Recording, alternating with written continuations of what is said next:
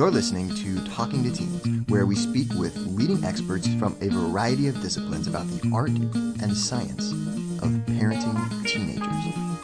I'm your host, Andy Earle, creator of the Teenage Personality Quiz. Head to talkingtoteens.com for a free PDF explaining how your teenager thinks.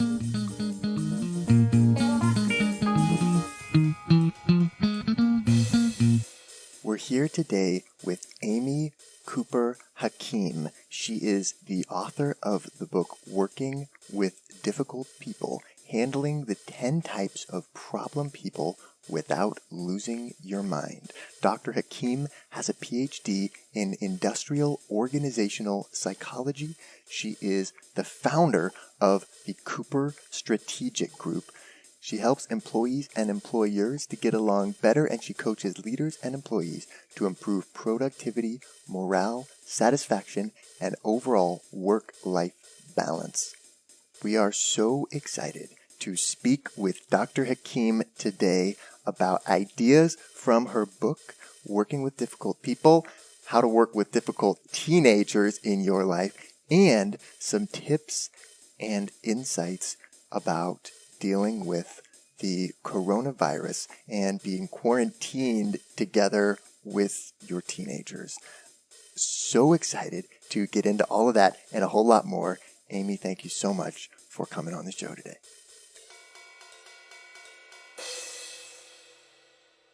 I just finished reading this book, Working with Difficult People, Handling the 10 Types of Problem People Without Losing Your Mind. And it's even more than 10 because you have like 10 genres of people. And then within each one of those, you break down subtypes of people that you could encounter within each of those. So it's really detailed and it's really cool. I wonder how you developed this framework and how you came up with all of this wisdom and what inspired you to put it all into a book. So I'm an industrial organizational psychology practitioner. In plain language, I help employees and employers get along better. And my grandmother was a management consultant and actually a mentor of mine, and she wrote the first version of this book. She encouraged me to go into the field, and I loved working with her, and I helped her with her first index for this particular book many years ago. The first version was, over 25, 26 years ago now. And I realized that this book was still selling and had so many valuable points and considerations, yet it was lacking some of the modern verbiage, modern jargon. And so I approached the book publisher and asked if I might revise it. So I was able to revise and modernize something that meant a lot to my grandmother and able to, contribute to her legacy while helping society. So.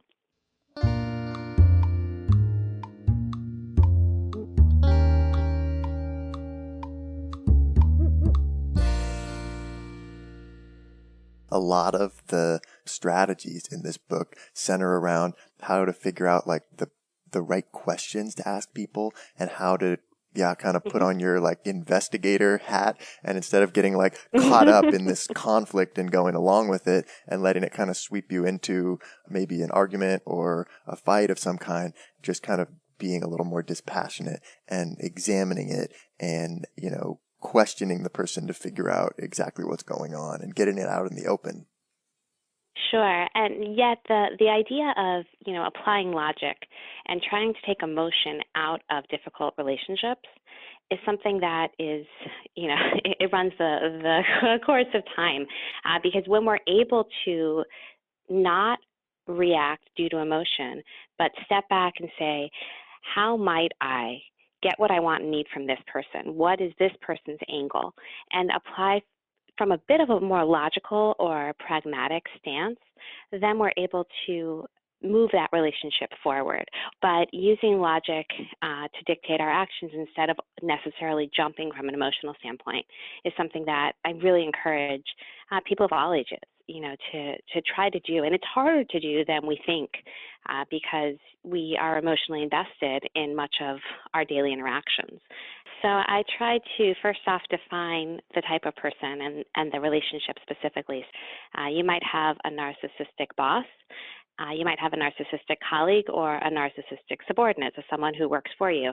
And the reality is that that person displays similar tendencies, but the way he or she acts is different based on his relationship to you. And so recognizing that, recognizing how that person's thinking and what you're probably thinking about that person, and then devising a strategy to get what you want and need from that individual. And then I also include different talking points, and obviously they would be changed based on the scenario, but the idea is here's some language that you could put in your back pocket and pull it out when you need. And ideally, even practice, set up your smartphone and practice role play if you can with someone else, or even just by yourself. Record yourself speaking and look at your body language and see how, if you're actually having a direct gaze, if you're appearing to have a smirk, whatever it is, so that you can refine your delivery and better deliver when you are in person. Yeah, I thought it was cool how you break everything down to, if you have a boss who's doing this, if you have colleagues who are doing this, or if you have subordinates who are doing this. And, the name of the conversation here is talking to teens. So we definitely focus on parents. And I noticed a lot of things in the subordinate sections and in the colleagues sections that I was like, oh yeah, these would apply to parents. But then I also felt like the stuff in the bosses sections would be really helpful for teenagers dealing with adults in their lives, 100%. Yes. I mean, it's easy to apply some of these challenges. And when I go into the workplace and I talk to a boss, a lot of times I say, you have to remember that you might speak to your child this way. And that would be the way that, an employee might feel in relation to a boss in certain relationships. And so similarly, if a child wants to better understand how, his or her parent might behave, looking at the boss qualities might help us to say, okay, well, this may be how my parent would act.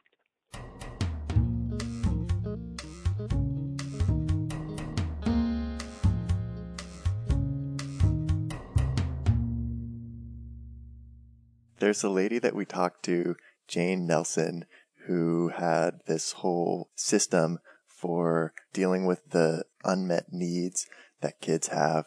And, she said there's like multiple different ones that kids can have, but one of them was revenge. A kid who's like, feels like you've wronged them and is trying to get back at you. So it struck me, you have one in here called Revengers. But you had some really great points in here. So I wonder, like, for parents, especially if you're, got a kid who's like kind of, it seems like they're trying to get back at you a little bit, for disciplining them or whatever. How would this revenge thing maybe look in that situation? Well, if you know that a child is trying to act in that way, then the key is to set boundaries. I think that many children just need boundaries. And when they understand that certain behavior is not allowed, not permitted, and that there will be consequences, then a lot of times we can nip some of that in the bud. I think that parents in today's society try so hard to be friends with their kids instead of truly serving in that parental role. And I think that when we're able to say, I love you and care for you, and in order to do so, I need to protect you. And sometimes we're going to do things that you may not agree with or like.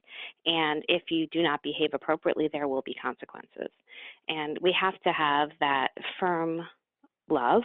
So we still have the love and we're able to support, but we need to be direct and firm in our approach and stand toward what we say. So if we actually say that there will be this consequence and that consequence needs to happen, even if the kid whimpers or apologizes profusely, the key is to make sure that, okay, thank you for that apology. Thank you for recognizing this is not the right behavior. This is still going to be the consequence, and hopefully it won't happen again.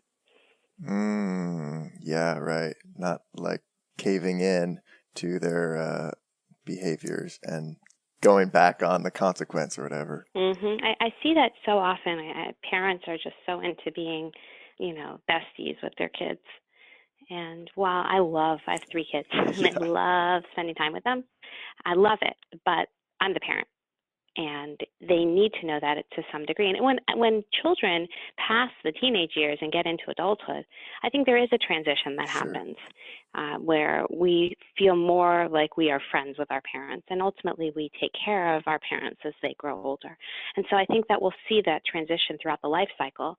But at the stage of teenagehood, when you've got children who may act in ways that are completely inappropriate and want to see a reaction, that's when we need to let them know, here are the rules, and here's what you're permitted to do, and here's what you're not permitted to do. And it's funny, given today's, well, not funny, but ironic, given what's going on in the world right now with, coronavirus and these requests for social distancing. I've seen a number of videos online where parents have said that their kids are bored. And their kids say, oh, well, we're not going to be the ones who will be negatively impacted by this virus. So-and-so's going out. This person's having a play date. Can't I? Yeah, and right. and so you hear these parents. I actually watched a video of someone from Italy who said, that she let her kids go out, and in retrospect, she shouldn't have, because it wasn't the right thing to do, and she caved. And I was thinking, my kids. So I live in Florida, and my kids are now in this. We're home for social distancing, Yeah. and my kids actually, each of them, I have a 15-year-old, a 13-year-old, and a 9-year-old, and each of them had requests for play dates from parents. So the parents said, does so-and-so want to go out? Are you letting them get together? Kids are at the mall and at the beach, and we said no. And so our kids were not They didn't thrilled love with us, that, I'm sure. but they understood. Yeah. And I think that that's the key. And you can explain yourself or not. In a case where a child is behaving outwardly, we're talking about revenge, outwardly doing something vengeful, then you need to say, this is inappropriate and here's why. But there are some things that might deal with safety, or something that might be beyond the capacity of a teenage mind, where you still would say, you may not understand this, but this is the reason. Yeah, right. Or, I don't even need to give you a reason, I'm your parent. I think we should reserve those I don't need to give you a reason, I'm the parent, for select situations, especially as kids get older, because they want to know. And they want us to be sincere in the way that we approach them. They don't want us to try to sugarcoat or, pull the wool over their eyes. They'd rather it be legit. And I also feel like it's so important to be truthful. So even if we don't choose to share the full truth due to a maturity issue, or, only want to share information on a need-to-know basis kind of thing, make sure that the message that you do share is truthful.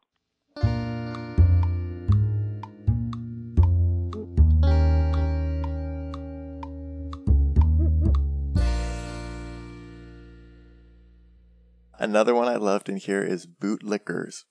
So these are people who really like to get your attention and win your support. They cling like parasites. They're not lazy or helpless, but they are manipulative. Yeah, and I think especially in family type settings, you might have a kid or two who try to try to do this to get your attention, and they just always are going to say what you want them to say, even if it's not necessarily the truth. We want to really discourage this type of behavior, because it truly is manipulative. And this gets back to the way that, kids try to take advantage of their parents and manipulate them by saying what they want to learn hear, what you need to say, and knowing that. To get the results you want.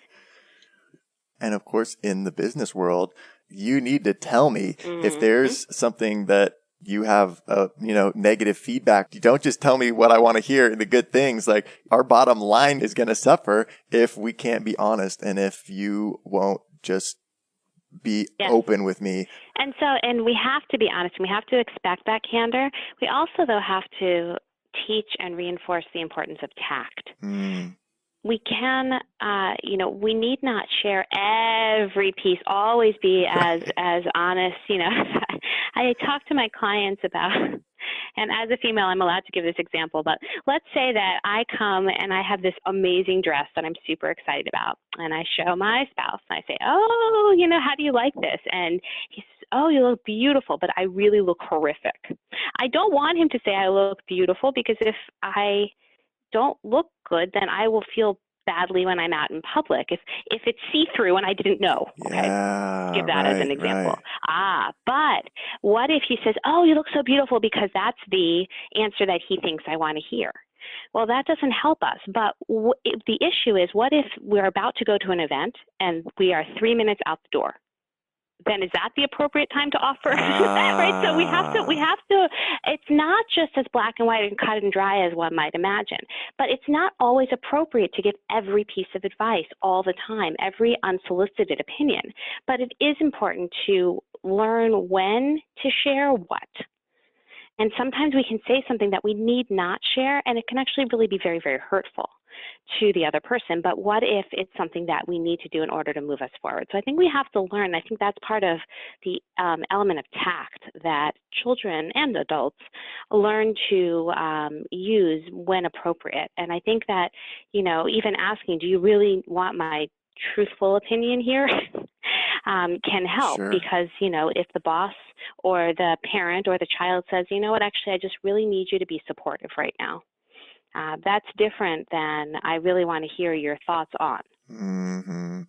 If you see bootlicking in your family from your kids, maybe that's a symptom that you don't have quite an open kind of a culture in your family, and that maybe you should. It very, very well could be. And I think that, something that I always encourage people in coaching is to really, again, look at themselves, because we oftentimes are setting that stage for the behavior that comes from others. So oftentimes people mirror the way that we are.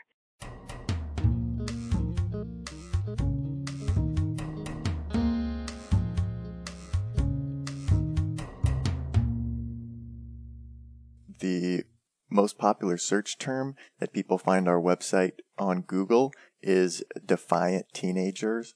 How to handle defiant teenagers. So this is definitely a hot issue for our listeners. And you have a type in here called defiers, insubordinate and disrespectfully oppose established policy. So what's going on with defiance, and what is the response?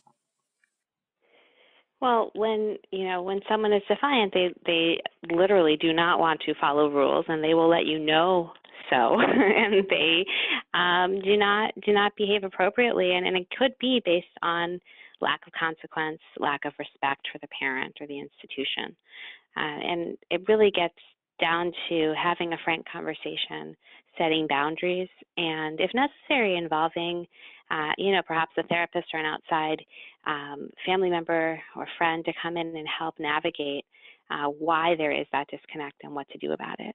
But if that teenager is permitted to behave and to continue to behave that way, and there are no consequences, then it doesn't make it go away. It exacerbates the situation. Right, so something happens once, okay. Something happens 2 times or 5 times, it becomes the norm. And then parents and children get into this rut where they can't get out. And that's just not healthy, and something has to break the cycle. And it shouldn't be that, the parent or the child breaks it down or withdraws. It needs to be that there is the open communication. That's one of the things you had in here, actually. One of the strategies is let defiant workers get the gripes off their chests. I think that's really savvy, because there's something going on if you're just defying everything and completely just opposing everything that I say. What's up? Like, there's some sort of, they want to be heard somehow. They have a grievance, and you're not going to solve the problem by just using more force and trying to shut them down. You need to draw it out, and you need to get it out in the open so that you can talk about it.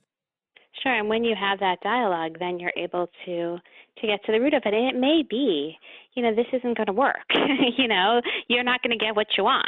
Sorry. Or it may be, oh gosh, you know what? I think if we make this little tweak, it could make a big difference, and have, especially we're not dealing with, my book is focused on, employees, employers, subordinates, but when we're dealing with parents and children, these are your family. I mean, you can leave a job. You can't fire your kids.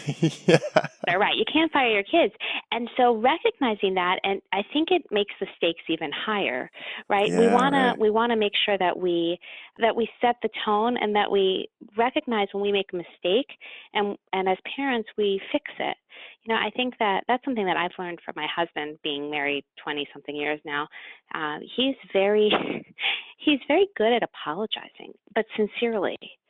And I really applaud that, because I don't know if I would be as eager to say, "Oh, sorry, I messed up here." I mean, he doesn't go overboard with it, but if there's a legitimate issue where he makes a mistake, he's able to say, "I didn't mean it that way, and I apologize that it came off in that manner, and it won't happen again."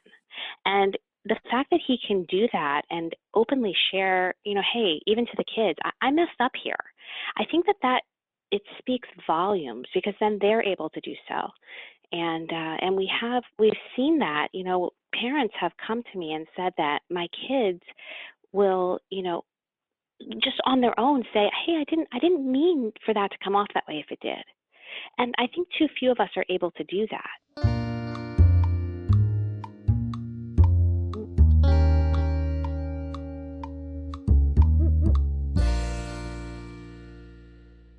Given this situation that we're in the world right now, that for families who find themselves trapped in a tight place with their kids or with their teenagers, and any opportunities to use this as a positive thing, or any things to look out for as you kind of try to navigate these trying times, or any words of encouragement or wisdom? Sure. And, I personally, first off, am devastated that we're at this place as a society where we need to, isolate and self-quarantine. But personally, I'm sort of excited about having that special time with my family. I have a personal goal of sleep. I love to sleep. And the fact that we don't have to get up to drive to school, I'm going to get an extra 30, 45 minutes, even with school starting at the same time, There you go. virtually. So I have made it a goal to have 8 hours of sleep most nights. We'll see if it happens. But that's something that I want to do for myself. So self-care is something that hopefully you can bump up a little bit, and encourage your kids. I was thinking there are different things we can do depending on where, your community or country is, holding at the time, but we're still permitted to walk outside. So I was thinking how beautiful it might be to go on a family walk, or to even personally just go out and get some fresh air. So make sure that you do things to help yourself to feel just comfortable, and make sure that you know that you're taking care of yourself, however that looks. But even cooking family dinners, we're going to assign our kids different roles. Some of them enjoy, right? Some of them enjoy different things. So one likes to cook, and one prefers, as we've spoken earlier, to clean. Yeah, so we've got that going on. Match made in heaven. But and then I have another one who loves to use Windex. So eventually we're going to have to be cleaning up more so, right? So we've got the whole package. And so, but I think, instituting something like a family game night, or watching a movie together, having that together time, but also permitting yourself to have alone time. Depending on the ages of kids in your household, it can be very noisy, and it can be very overwhelming. So make sure that you take time for yourself, but make sure that you also set even a schedule. We're going to have lunch together every day at this time, or something so that the kids are excited to have something different. And also, if there is bickering in your house, you can talk about how that's normal too. And it's important to have a little bit of space sometimes. And so even establishing a code word, if you really need your own space, instead of getting upset, just either walk away or say Google or I don't know, whatever it is. And then that's your word. And then you know that you can take a breather. I happen to be very clean. I take 2 showers a day because that is the only time when no one talks to me. I have my privacy, and I say I'm going to take a shower, and my husband knows that means I need a break from whatever chaos. I just need 5 minutes off. And so that might be, not that we should be wasting water, but whatever it is, whatever someone needs, establish that and recognize it, and then grant them that. And know that we don't have to be perfect. I think so many parents are worried about, keeping up with their kids' academics, and everybody's going to fall behind. And the reality is that what we can learn from everyday experiences is also very important. And if we can enhance our communication and our collaboration and, work on those skills, I think not to say that academics aren't important as well, but I think that those types of interactions, and even playing a game of Monopoly, there are things we can do where we use our skills and we, interact and communicate. I think we can grow in different ways, and just, use it as a time and a special opportunity to do things that we always claim we don't have time for. Now we do. Yeah, right. Now you're forced to. And it's like, it's one of those things like, that is such a strange thing that, you'll never forget it. And, I always think those kinds of opportunities are, whatever you kind of end up doing during this time is going to be something that, your kids will remember, that you'll remember. They'll be kind of seared in there just because it's it's such a memorable thing. It's such a crazy thing, the time the world shut down. And I think we should also remember, by the way, we should reinforce that, this is something that we're doing for our community. Hopefully everyone within, everyone's household is healthy, but perhaps someone may be ill or have a version of the coronavirus, but more likely the people listening to your podcast are those who are behaving in this way to protect the elders in the community and the people who are maybe more vulnerable. And I think that that's a really important lesson about social responsibility that we need to emphasize to our kids, because in today's world where we have the iPhone and the iPad and we're all about me, we're not doing that now. We're saying we're going to step back for our grandparents and for the people in our community who may not be able to care for themselves. And I think that that's such an important lesson that that our kids see that we do so not only willingly, but almost with joy, because we are able to give back to those who, help to make this country as great as it is.